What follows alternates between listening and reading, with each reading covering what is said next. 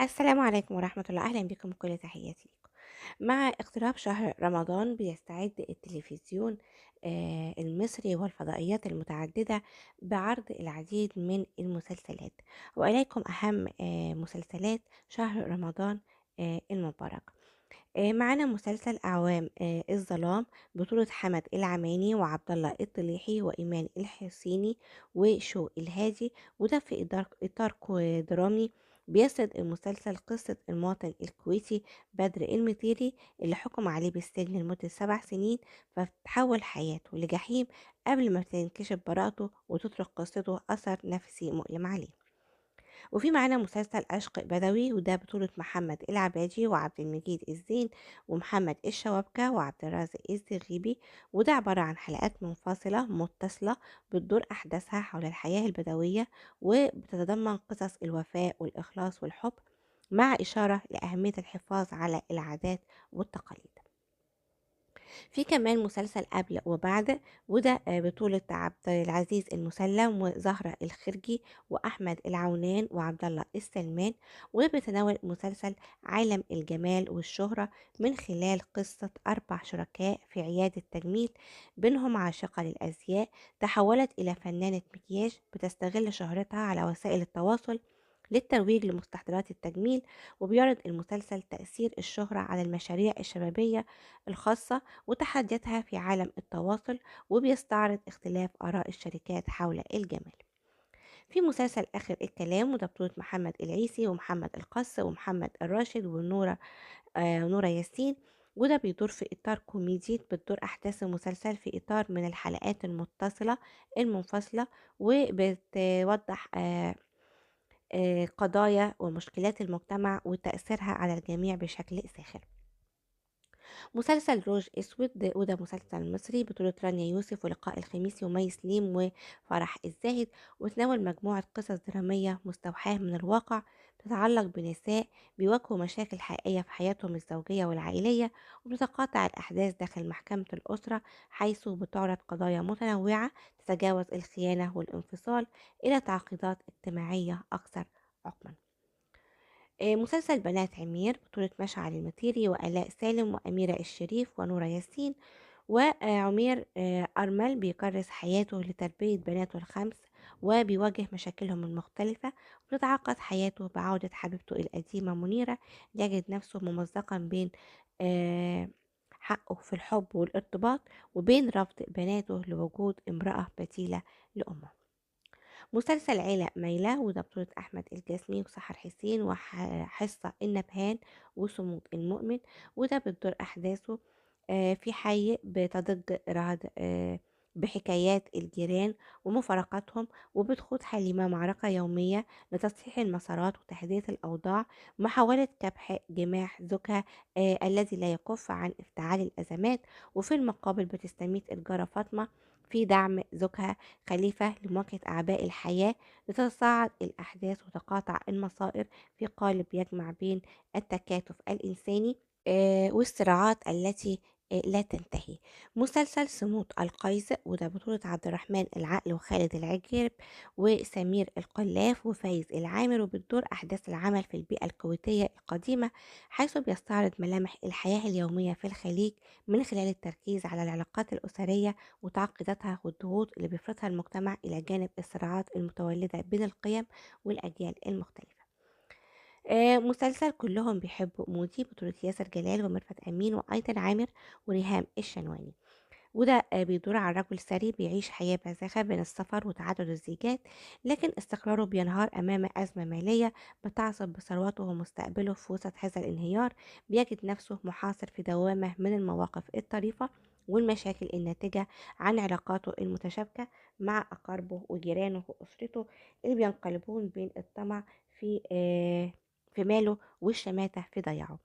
مسلسل اتنين غيرنا بطولة آسر ياسين دينا الشربيني، وبتدور أحداثه عن مدرب رياضي بيعمل في مدرسة دولية بيعيش حالة عزلة نتيجة ماضيه وعلاقاته، ثم بيلتقي صدفة بممثلة مشهورة بتمر بأزمات شخصية بيشكل نقطة تحول في حياته، وقصة بتجمعهم بالرغم من الصعب. مسلسل علي كلاي مسلسل مصري بطولة أحمد العوضي ودرة وطارق الدسوقي وعصام السقا، وبتدور أحداثه على شاب نال لقب كلاي بين جيرانه بفضل براعته الاستثنائية في الملاكمة وقوة جأشته بعيدا عن حلبة النزال. بيعمل في تجارة قطع غيار السيارات، محاولا الموازنة بين خشونة عمله وطموحاته الرياضية. مسلسل سر وقدر بطولة بيتر سمعان وفادي إبراهيم ورهف عبد الله وكاتيا كعدي. بتتمحور أحداث المسلسل حول حياة برلمان لبنان لبناني بيقع في ضحية لعملية اغتيال مدبرة. طريقا وراءه زوجة في مقتبل العمر وطفلتين، وفي خضم محاولتهم للاستمرار بتنجذب الأرملة الشابة نحو قصة حب جديدة مع مدير إحدى الشركات. مسلسل كان يا مكان مسلسل مصري أيضا من بطولة ماجد الكدواني ويسرا اللوزي وعارفة عبد الرسول ونهى عابدين. وبتدور أحداثه إن بعد 15 سنة من الرتابة بتضرب أزمة منتصف العمر استقرار أسرة صغيرة، حين تقرر الزوجة كسر قيود الزواج والمطالبة بالطلاق بحثا عن حياة جديدة وقصة حب بتعيد لها شغفها المفقود. تتحول محاولات الزوج اليائسة لاستعادة العلاقة لحرب شرسة بمجرد ظهور أشخاص جدد بحياة طليقته. مسلسل فن الحرب بطولة يوسف الشريف وشيري عادل وريم مصطفى وإسلام إبراهيم. بتدور أحداثه حول زياد اللي بيختار طريقة تمثيل بدل من الانضمام لأعمال والده، لكن خيانة مفاجأة بتؤدي لانهيار إمبراطورية العائلة ودخول والده السجن. وبعد وفاة والده بيعود زياد مصمما على استرداد أمواله المسروقة. مسلسل المداح الجزء السادس أسطورة النهاية وبطولة حمادة هلال. وبتدور أحداثه بعد تجرده من قدرته الاستثنائية فداء لمن يحب بيواجه صابر المداح الاختيار الصعب أمام مارد غياهب العالم السفلي سميح. وفي رحلة محفوفة بالخطر لاسترداد قواه بيخوض صابر معركة وجودية لكبح جماح الشر المستعر ومنع طوفان الظلام. مسلسل عين سحرية بطولة عصام عمر وباسم سمرة وعمرو عبد الجليل. بتدور أحداثه حول عادل شاب بسيط بيمتلك موهبة في تركيب كاميرات المراقبة، وتحت ضغط الظروف المادية بيوافق على زرع كاميرا بشكل سري مقابل المال، قبل أن يشهد بالصدفة جريمة قتل. محاولته إخفاء ما رآه تجره إلى شبكة خطيرة بيقودها محامي فاسد ومافيا دوائية، وبيحصل تهديد لعائلته ويجبر على خوض رحلة محفوفة بالمخاطر. مسلسل حي الجرادية بطولة بدور العتيبي ومحمد القص ونرمين محسن. بتدور أحداثه إن بعد سنوات من النفي والوجع بيعود صقر بن سلمان الكفوف إلى الحي الجردية، ليس كعائد يشتاق للديار بل كعاصفة صامتة تتحرك ببطء. وتسلل صقر وسط العائلات ويقرر الزواج من داخل الحي في خطوة بيظنها الجميع رغبة في الاستقرار وبناء أسرة، لكن الحقيقة آه، تكمن في قائمة حساب طويلة بيحملها في صدره. مسلسل بنات عبد الغني بطولة عبد الله التركماني وحنادي الكندري. بتدور أحداثه في إطار كوميدي خليجي ساخر، بتدور حول 3 شقيقات يخططوا لإفشال زواج أختهن الكبرى عبر سلسلة من المؤامرات الفاشلة وسط أجواء من التنافس. مسلسل أم رجاء بطولة زهرة عرفات وصلاح الملا، وهو مستوحي من أحداث حقيقية في كويت الخمسينات. بيروي العمل قصة امرأة بتواجه قسوة المجتمع وتحديات الحياة. مسلسل قسرة وهو مسلسل كويتي بتدور أحداثه في التسعينات، وحيث يتأرجح المجتمع بين الأصالة ومتغيرات العصر، ويكافح عارف ودنانير لبناء بيت أساسه القناعة، لكن رياح التمرد بتهب من أبنائهم اللي بيغرهم بريق المال وسلوكيات الجشع. مسلسل عرض وطلب وده بطولة سلمى أبو ضيف وسماح أنور، وبيستعرض المسلسل تقاطعات مصيرية لمجموعة من الشخصيات اللي بتحصرها الأزمات. مسلسل درش بطولة مصطفى شعبان وسهر الصايغ. وبتدور أحداثه حول درش اللي بيعود عامل العطارة البسيط إلى حارته الشعبية بعد غياب سنين، لكن حادث غامض بيفقده الذاكرة ويجعل عودته لغز محير مع توالي الأحداث. مسلسل سكنهم مساكنهم بطولة بسمة حمادة وسماح ونور محمود وعبد الله عباس، وده بتدور أحداثه بين جدران بتسكنها الصراعات النفسية، وبتنطلق أحداث المسلسل الممزوجة بالرعب والإثارة. مسلسل الغميضة وبتدور أحداث العمل في سبعينات القرن الماضي حول أم كفيفة بتستغلها بناتها لتحقيق مصالحهم الشخصية. مسلسل متاهة وبتدور أحداثه في زمن ما قبل التكنولوجيا الحديثة، وتحديدا في أجواء التسعينات الملبدة بالأسرار. ويواجه المحقق فيصل القضية الأكثر تعقيدا في مسيرته، وهي جريمة غامضة بتتهم فيها حياة بتقلب الموازين. مسلسل غلط بنات، وبتدور أحداثه في خلفية اجتماعية في الكويت خلال الثمانينات. مسلسل بالحرام آه وبتدور أحداثه وسط أضواء المسرح الجوال وخلف كواليسه المتهالكة. بتضرب المأساة عالم جود الصغير لتجد نفسها وحيدة في مواجهة ماضي مليء بالجراح وحاضر لا يرحم. مسلسل وننسى إيه اللي كان، بطولة ياسمين عبد العزيز وكريم فهمي. وهو بتدور أحداثه حول أضواء الشهرة التي لا تنام. بنجد نجمة جليلة نفسها محاصرة في شباك تهديد غامض بيحول حياتها لساحة مطاردة. وهنا بتقاطع طريقها مع بدر المقاتل المحترف اللي اعتزل الحلبات ليجد نفسه في مواجهة من نوع آخر كحارس شخصي لها. مسلسل خطوات صغيرة وبتدور أحداثه في عالم تشابك فيه المصالح مع المشاعر. بتتفجر الصراعات مكتومة داخل حياة مجموعة من النساء. مسلسل لوبي الغرام، وبتدور أحداثه في رضاهات فندق صاخب لا يعرف النوم. بتلتقي الدقة المفرطة لترسم لرستم صاحب الفندق بعناد شمس المصممة الهاربة من قيود الزواج وسط حفلات الزفاف لا تنتهي وضيوف غريبة الأطوار ومفارقات غير متوقعة. بتنشأ قصة حب بينهم. المحافظة 15، وبتدور أحداثه تحت سماء واحدة أثقلتها الأزمات. تقاطع حكايات اللبنانيين مع أنين اللجوء السوري. مسلسل نورية نصيب، وبتدور أحداثه بين مرارة التنمر لمرتين وخوف بيسكن الوجدان. بتتوسط نورية قلبها أمام الحب ليرتطم حذرها بإصرار عبد الوهاب على كسر قيود مخاوفها. مسلسل غناوي شو، وبتدور أحداث المسلسل حول آه، تراثي يتألف هو مسلسل تراثي يتألف من 15 حلقة منفصلة متصلة، وكل حلقة عبارة عن قصة مختلفة مرتبطة بأغنية قديمة. مسلسل تنطبق الشروط والأحجام، ومعنا مسلسل نوبة وتوبة، ومسلسل بابا وماما جيران،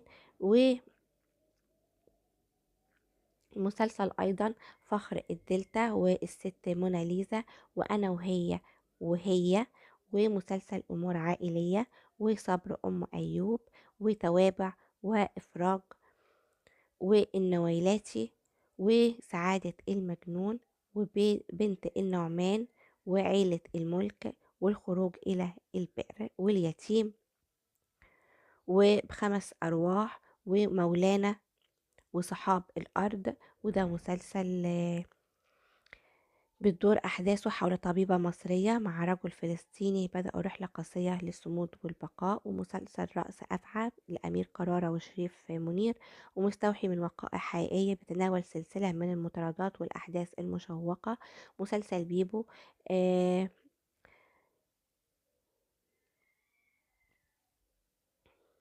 ومعنا كمان مسلسل الكينج لمحمد إمام وميرنا جميل وعمرو عبد الجليل. وفي مسلسل جناية حب، ومطبخ المدينة، والمقعد الأخير، وسجون الشيطان، لعنة الحب، أولاد الراعي، سوا سوا، قطر صغنطوط. وده مسلسل مصري بطولة محمد رجب وأحمد بدير. مسلسل المصيدة، حنان مطاوع وخالد سليم. وعندنا مسلسل الضربة، في خالد القص وآلاء شاكر وكندا حنة. ومسلسل اللون الأزرق لجمانة مراد وأحمد رزق. ومسلسل مرضي وده حامل الجزء الثالث لعبد الناصر درويش وأحمد العونان. ومسلسل شمس الأصيل لعبير شمس الدين ودنا جبر. مسلسل المستور لكارمن لوبس وجهاد سعد وميلاد يوسف. مسلسل تحت الأرض الجزء الثاني لسامي المصري وكارمن لوبس. مسلسل دراما كوين لسحر حسين وعبد الله خضر. مسلسل تحت الصفر لأيمن زيدان وباسم يخور.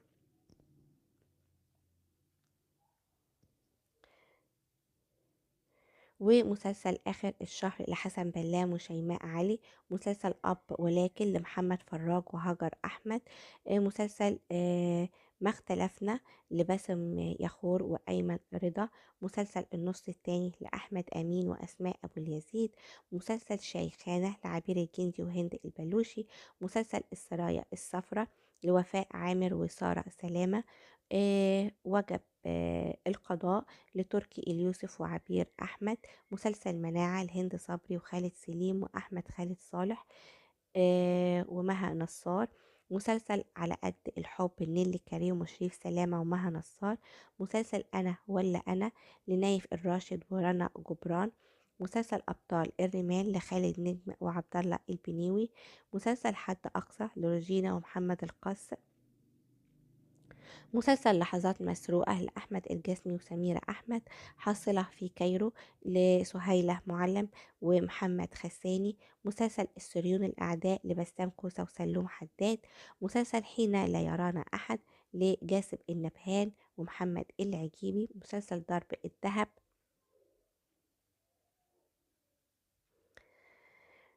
آه ومسلسل يوميات رجل متزوج لإبراهيم حجاج وفاطمة الشريف، مسلسل رحمة الجزء الثاني لعبد الله ديدان وكريمة أغيث، دكان سليمان لجاسم النبهان، مسلسل اللص لعبد العزيز المسلم، مسلسل حامض حلو الجزء السابع لإحسان دعدوش، مسلسل بنات العم الجزء الثاني لمحمد بن نصار، مسلسل القرار لخالد كافو، آه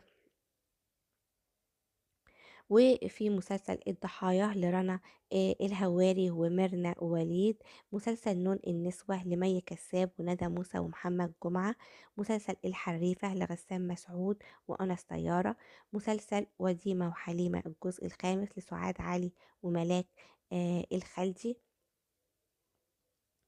ومسلسل الحق الوحيد الدرديري، ومسلسل المطبعة، ومسلسل الخطيفة لريم الرياحي، عنتر وليلى لأحمد وحيد، المقام ليحيى إبراهيم، مسلسل يحيى لسامر داشر، مسلسل 9 ملي لأسعد عبد المجيد ومجد الخضر، مسلسل بيت الطين لحافظ لعيبي، مسلسل الحاج طاهر لكامل القزمي، مسلسل بدل تالف لبراء الزبيدي، مسلسل اسمي حسن لأمير إحسان، مسلسل لصوص العمارة لناصر العنبري وآدم السيف، مسلسل ملوك اليمن لأمل الدماري،